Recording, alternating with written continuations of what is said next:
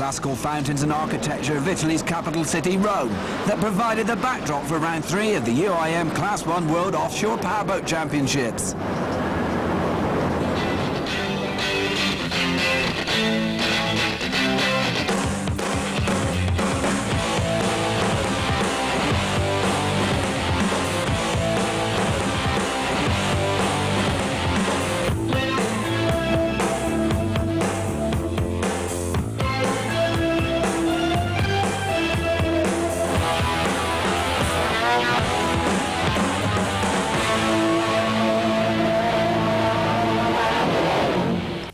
After the trials and tribulations of getting to the first round in Cuba, and then the unsettled weather of round 2 in Malaga, all the drivers were looking forward to a more relaxing occasion here in more pleasant surroundings. The championship, however, is anything but relaxing, with 4 teams led by #1 champions from the Victory team, Felix Sorales and Saeed Altaya. We had the boat set up for a ambient temperature like in Cuba, and the system there was supposed to adjust to for the ADR, and that's actually the humidity and the temperature, the atmospheric temperature. It didn't. In Malaga there was about 17 degrees ambient that day, so we had various problems. The fuel that was coming to the engines also contributed to it, so I think we made them a little bit lean, and that caused the failure in the first engine, or the left side engine, when we were testing. The same was repeated again during the race. You had a good pole position, you had a win here. Does this mean that your problems are now cured? Well, I think we have found or resolved 80% of the problems. We're still working on them this morning. We're very pleased with the results of the pole position. At least we're doing something right to make up for what happened in Malaga. I feel good today. I hope things just stay together, and I think we'll be very competitive this time. Third place in the championship belongs to the all-Italian combination of Eduardo Poli and Lamberto Leoni in number 24, powered by 2 of the latest Lamborghini powerhouses, producing around 2,000 horsepower.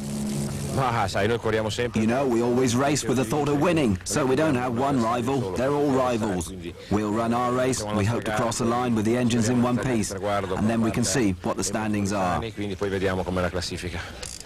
And this is exactly how serious. Smaller props for Leoni just before the off. He obviously thinks it's going to be rough. And there's plenty of other boats in contention. You can't write off former Davis Cup tennis star Adriano Panata, local hero turned offshore powerboat success story. And for the Victory team, there's lots to consider, especially with their new development boat, number 7, driven by Ali Nasser, who replaced Hamad Bouhaleba, so tragically killed at Cowes last year. The boats had many teething problems, but all that's gradually been put behind them. Race by race, things are getting better, as Throttleman Randy Sissom explains. Well, we're not finished with the boat yet, but it's getting a little bit better. Each time we test, we get a little bit better, so we're going to test this morning and see if we can improve it all, but we've still got a long ways to go. What sort of things have you been concentrating on? We're trying to get the handling down. The boat is pretty light, and it's a little bit skittish. You know, it moves around an awful lot. We're trying to settle it down.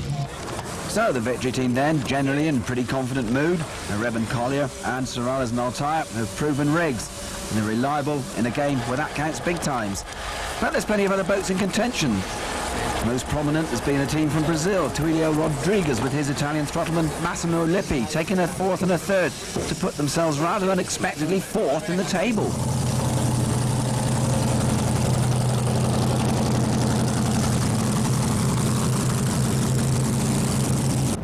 And don't write off number 16 Power Marine. Giancarlo Corbelli and Alberto Diradoni won the Flying Kilometre Trophy last year. So it's a perfect day for the crowds gathered on the rocky foreshore, and plenty to anticipate. Conditions almost perfect for powerboating. A little chop down the offshore leg before they turn towards the more protected waters near the beach. But it's already to their liking as they come into the start. And the third round of the 1996 UIM Class 1 World Offshore Powerboat Championship gets underway. Ferrari in Jolly Motors group, and here comes Sissom and Nasser number 7. Up front now, and Ferrari is joined and passed by number 4, who in turn is passed by number 24. Bilbao in the hands of Eduardo Poli and Lamberto Leone. So it's head-to-head now on the first turn, boys.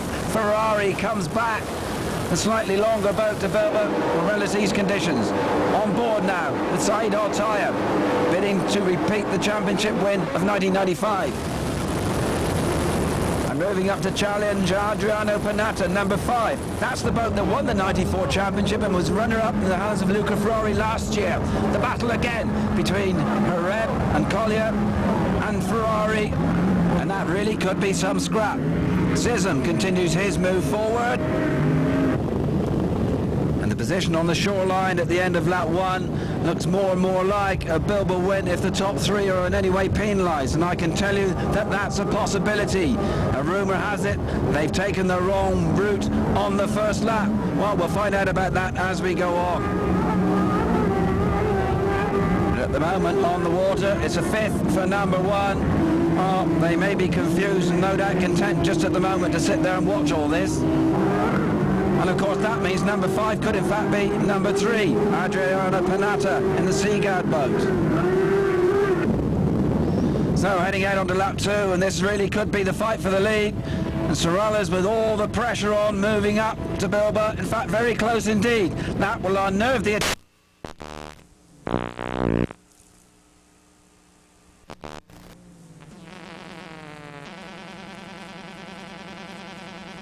decision alone. Certainly he seems to be holding the number 1 boat at the moment, but the rougher bits are still to come.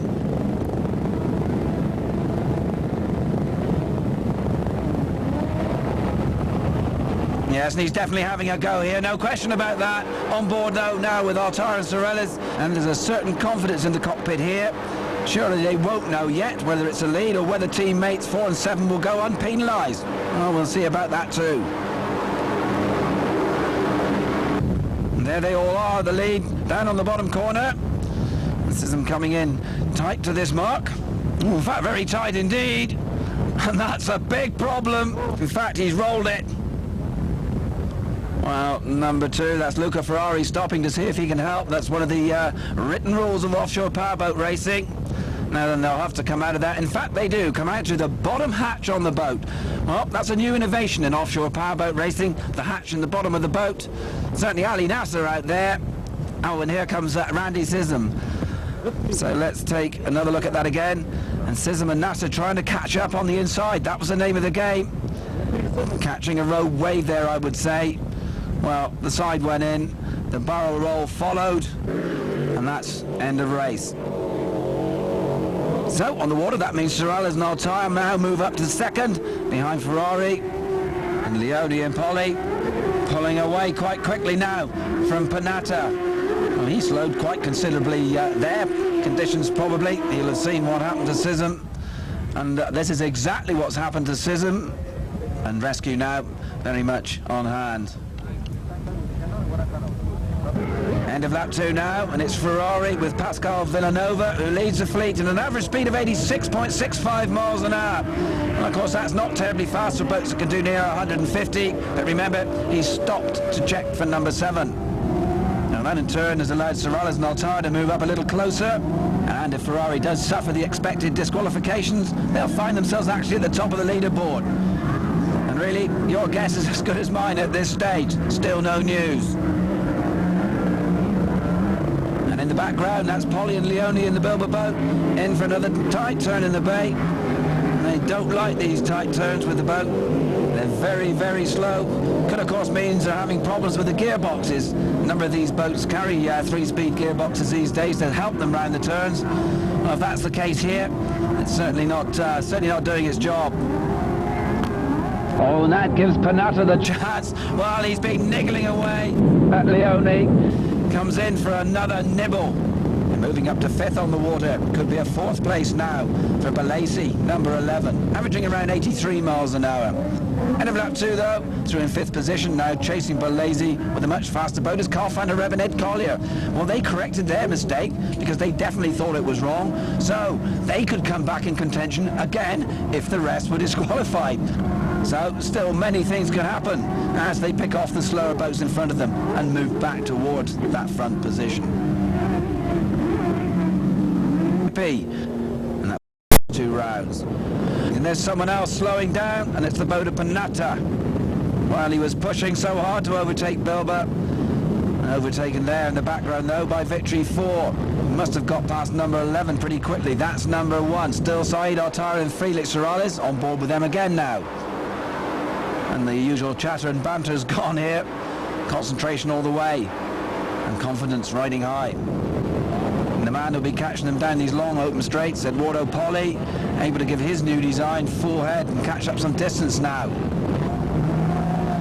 Coming to the end of lap 3 out of the scheduled 10, it's Saeed Altara, Felix Morales cutting through the lumpy conditions and managing to keep ahead. Almost flying the boat there. But you can't afford to take any chances, as Randy Sism and Ali Nasser found out earlier on. Here comes Leone and Polly to the same mark. They've been very close, but very, very slow on these turns. They've got rid of Panatta, of course, but once again they lose so much here. Almost coaxing the boat round the mark. They really should be a lot quicker. Now I know it's quite flat, and again we saw that the earlier incidents, so nobody wants to take a chance. Anyway, they're into the straight now. Will be a build up speed once more. Drop it into top gear. And off they go, chasing number 1.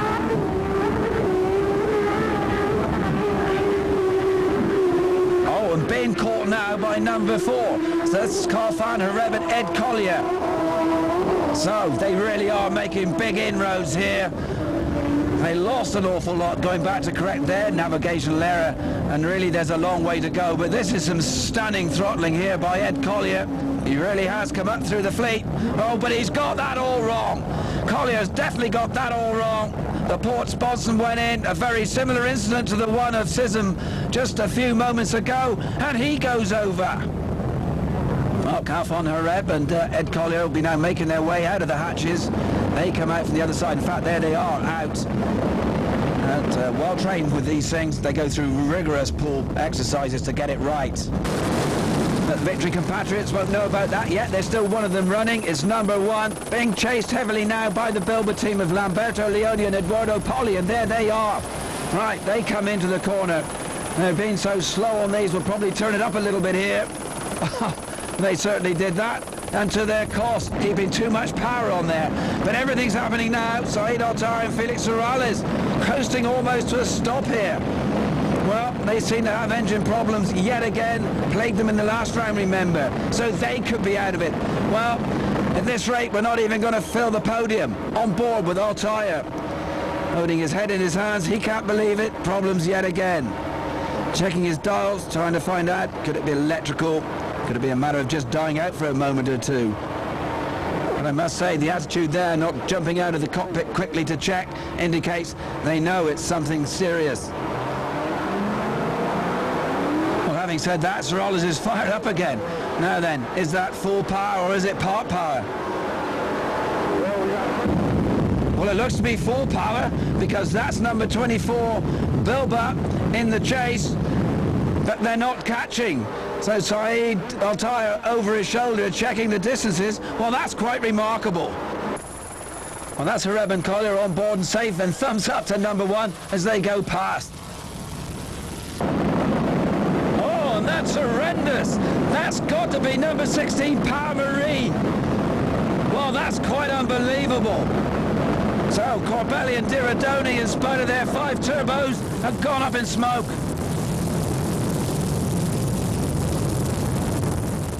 First place, chased all the way. And really, this has been quite a remarkable race, I must say. So many incidents. Number 2, and it's now official. Luca Ferrari is disqualified for that lap 1 mistake in navigation. Well, he'll be absolutely distraught about that, and you have to say it's a pretty rare occasion for the team. And a pretty sad one here. Adriano Panatta towed in Seagad 5 after getting so close to the podium. And they can watch the victorious Victory team, the checkered flag on the right. The Victory salutes, I would suggest. as always, they come in to win the third round of the UIM Class 1 Offshore Powerboat World Championships. And that's how close it was. And you have to say, in offshore powerboat racing terms, that's as close as you'll get to a dead heat.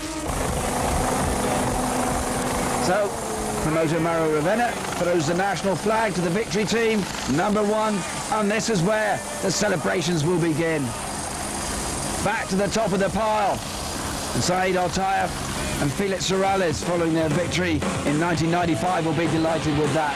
They get the 30 points, Bilba take 18, and Power Marine, in spite of the fire, took 12. And after the podium, it's Giancarlo Corbelli. It was only for a few seconds that I saw smoke coming out of the left hatch, and I could already smell burning fuel. It was just a split second. We decided to turn everything off, and the boat immediately caught fire. We tried an extinguisher, but weren't successful because we had to dive in the water. We were overcome by fumes. We emptied one of the extinguishers, but it wasn't enough.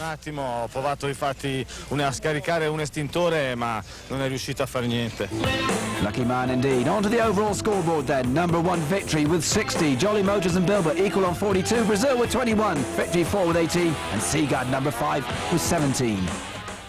And that's the development mode of the victory team. Number 7 been put the right way up. And Randy Sisson with his explanation. Oh, we were running good. It was a good race out there. It was bumpy. We were pressing it a little bit. We were trying to run with the guys in the front, and we tried to go inside on one of the corners a little bit and caught a wave that was substantially bigger than the rest we were in, and it just grabbed a bow and spun it, and then it rolled. So it hooked and spun, and but before that, he was doing a great job driving. We were running pretty good out there. We were having a good time. Victory 4 not in such good shape. After being dragged ashore, that was the result. Ed Collier and Karl van der Reb escaping unhurt, and of course, that's always the main thing. They live to fight another day.